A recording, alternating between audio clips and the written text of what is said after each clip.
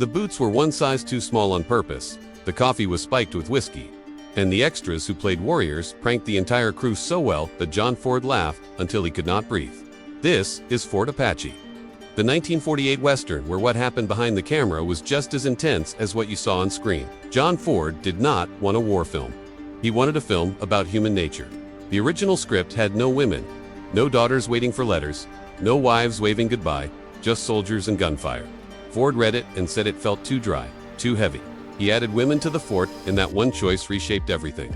Shirley Temple, as the colonel's daughter, brought emotional warmth that made Fonda's rigidity and Wayne's quiet authority feel human. Colonel Owen Thursday was George Armstrong Custer, barely disguised. Ford and screenwriter Frank Nugent built Thursday around the same ego, the same refusal to listen, the same arrogance that sent real men to their deaths at the Little Bighorn. In 1876, Ford never named Custer once. He did not need to. Henry Fonda's horse bit him twice. The chestnut, chosen for his scenes, had a mean streak nobody caught in advance. Before one take it bit Fonda on the arm. Days later, it bit him on the thigh. Ford refused to reshoot either moment because Fonda's grimace made the scenes more real. Fonda eventually joked that the horse bit better than some actors he had worked with. Ford fired a camera operator for sneezing during a take. Not ruining the shot, just sneezing. The man apologized. Ford did not care. By end of day, he was gone.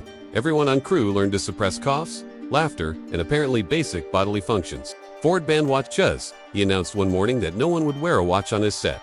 When an assistant director glanced at his wrist anyway, Ford snatched it off and threw it into the desert sand. He wanted his actors to feel the slow grind of frontier days the same way real soldiers would have.